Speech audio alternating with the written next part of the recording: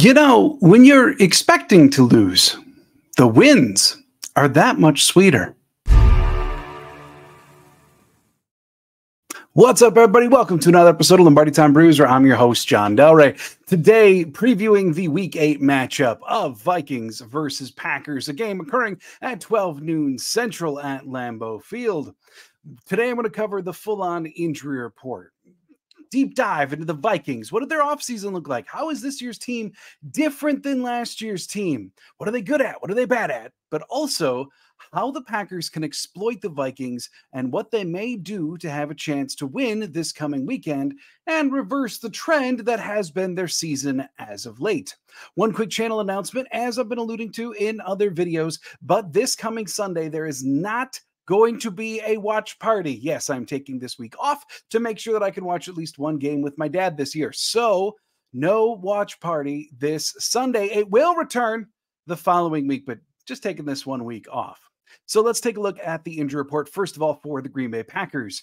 Number one, a few different players questionable. One would be Devondre Campbell, who returned to practice this week with his ankle injury. He's officially questionable, although when Matt LaFleur talked about him, he made it sound as though Campbell is pushing to play more than the team may be willing to let him do so. So we'll see which side of questionable he falls on. In terms of Jair Alexander, also questionable. Matt LaFleur did mention that they do know what the injury is. Anytime LaFleur has been asked lately, it's always been, what's up with Jair? He says, well, I'm not a back doctor. And some coy answer that alludes to he doesn't know what's going on.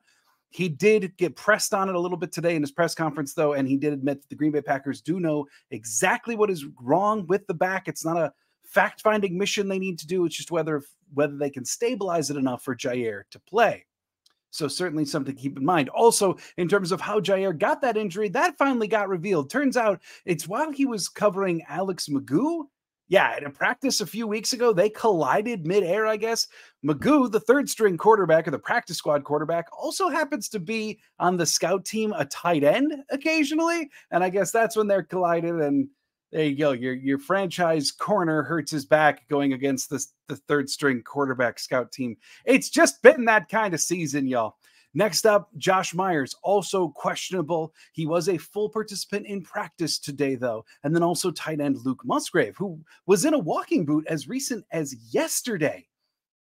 Practiced, at least in some form, today.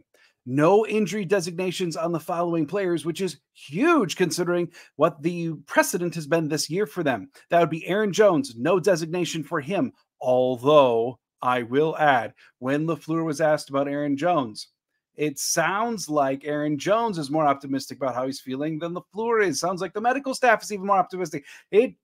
LaFleur basically said, we're going to continue to play it smart with Aaron Jones.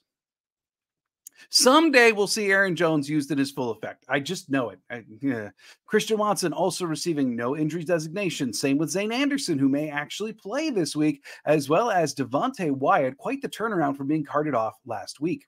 When looking at the Minnesota Vikings, they have just a few injuries of their own. One, Ezra Cleveland, their starting guard. He is officially questionable.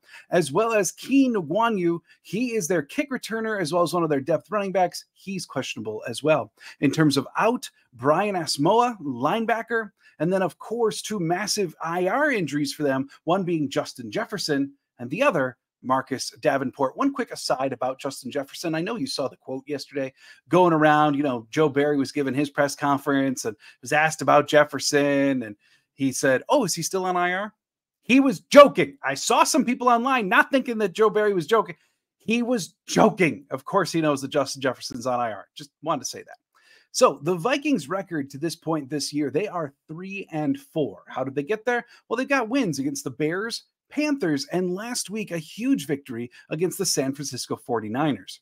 Their losses have come against the Bucs, Eagles, Chargers, and Chiefs. All of those 4 losses have been by a combined 20 points. This is not a team that has been blown out this year. In terms of their coaching staff, head coach is Kevin O'Connell, who's in year 2. The offensive coordinator is Wes Phillips, defensive coordinator Brian Flores. As for Packer connections, their assistant head coach would be Mike Pettin, former defensive coordinator, and their outside linebacker coach / pass rush specialist would be Mike Smith, the former outside linebacker coach for the Green Bay Packers. How are these Vikings different than last year's Vikings, though? Well, for one, they lost a number of players in free agency, including cornerback Patrick Peterson, defensive lineman Dalvin Tomlinson, inside linebacker Eric Kendricks, tight end Irv Smith Jr., wide receiver Adam Thielen, as well as edge player Zadarius Smith. That's a lot of people that walked out of Minnesota. They added Marcus Davenport, who's found himself now on IR.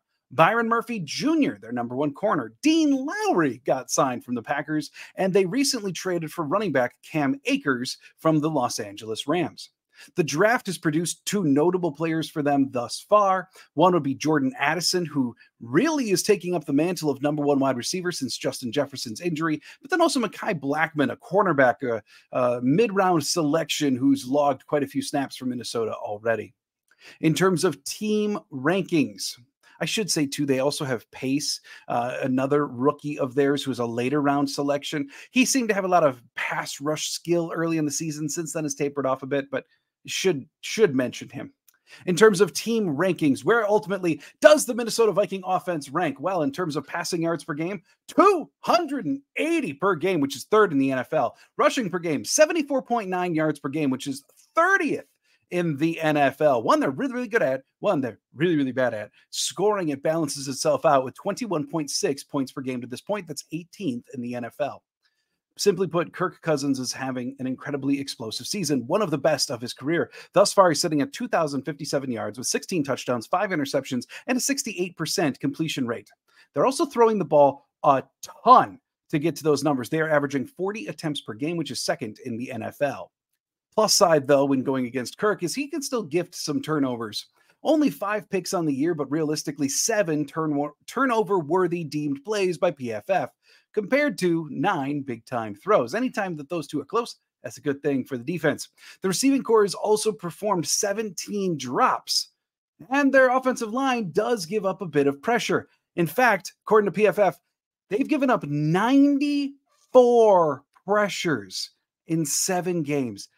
90. We complain all the time about the Packers offensive line and their pass pro. 94 pressures in 7 games. On the plus side for the Vikings, it's only resulted in 15 sacks that Cousins has experienced to this point, but that's a lot of pressure. Just listen to this breakdown of pressures from their line. Tackle, Christian Darrisaw, one of the better tackles in the NFC this year. He's given up 11 pressures. Same with O'Neal, their other tackle, 14 pressures.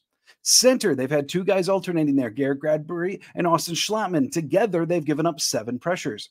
Ezra Cleveland, who may be missing this game, he's questionable, has 10 pressures. And then their other guard, this is where it gets exciting for Kenny Clark and company.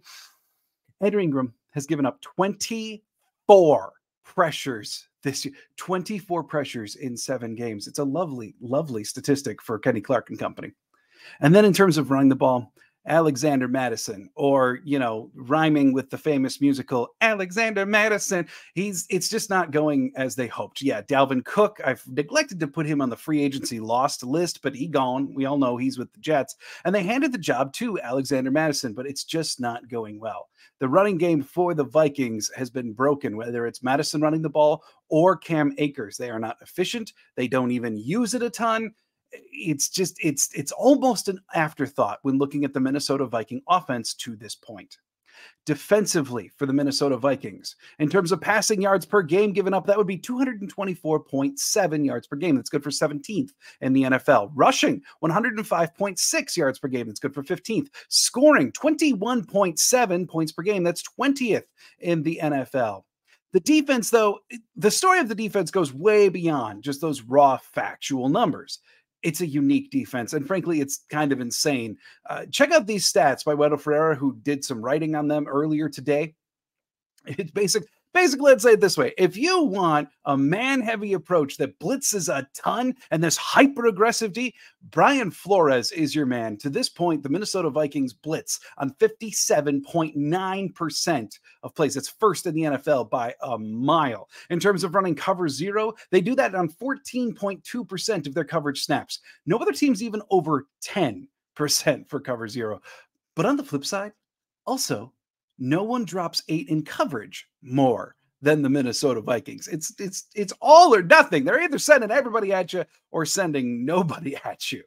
In terms of special teams, the Minnesota Vikings rank 21st according to PFF grading. And if you're wondering, that's finally an opponent that the Green Bay Packers are better than. because the Packers now rank 20th per PFF.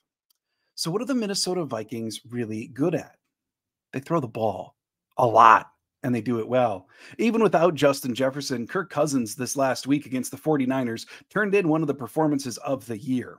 In addition, he hasn't even missed a throw yet to the short right side of the field. He's 29 of 29 there, and his deep ball to the center of the field is remarkable. Overall, he's 6 of 7 for 255 yards, 3 touchdowns, no interceptions, and a perfect 158.3 quarterback rating to the center deep part of the field. In terms of who's catching the ball, Jordan Addison really has picked up the slack for Justin Jefferson. Thus far on the year, Addison has 29 catches for 400 yards and 6 touchdowns. Defensively, what do they do well? They create chaos. It hasn't always resulted in success. In fact, they're averaging the same number of sacks per game as the Green Bay Packers.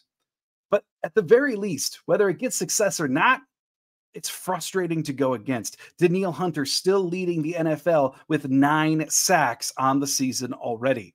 It is a defense that, while they do make their errors, can also fluster teams, especially potentially young teams. You see where I'm going with this.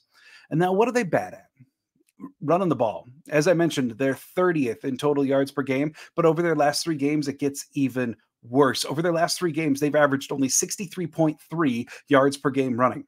Green Bay and their broken run game. We've complained a ton about Green Bay's broken run game. Okay, over the last 3 games, they're getting 30 yards more per game than Minnesota is over the last 3 weeks. And defensively, where do you want to exploit? Their cornerbacks. Byron Murphy, their number 1 corner, has a PFF grade of only 50.8. Their other starting corner, Evans, has a PFF grade of 61.9 in terms of coverage grades. Murphy also leads the team in missed tackles on pass plays with 7 missed tackles on pass plays alone this year. Now, Bynum and Harrison Smith, their 2 safeties, they're still playing really, really well. Both statistics and grading both reflected. But the corners is where you can exploit this Minnesota defense. So what are the keys to victory? How does Green Bay actually walk away from this game with a win? 1, Jordan Love needs to beat the blitz. We all know in his first career start, Steve Spagnuolo of Kansas City, they sent everybody at Love. And Matt LaFleur and company were not ready for it, and Love looked terrible in that first career start against Kansas City, of course, relatively speaking. But this year, he's actually performing somewhat better against the blitz this season than when he's not blitzed. He's got yet to throw an interception on a play where he's been blitzed, and his yards per attempt is higher when blitzed versus not. He also has 4 big-time throws on blitz plays versus 3 on non-blitz plays. And if you're wondering in terms of overall snaps, the non-blitz plays far outnumber the times that Love has been blitzed. So 4-3 kind of lends itself to Jordan Love being a quarterback who's actually beginning to learn and take advantage of the blitz. The Denver game, a very, very good example of that. Key number 2 to this game. The Packers need to keep their sack evasion going against all of this pressure while reworking the Vikings trend. See, one place that Jordan Love and Kirk Cousins are actually incredibly similar happens to be in their sack evasion. Jordan Love has been pressured 66 times.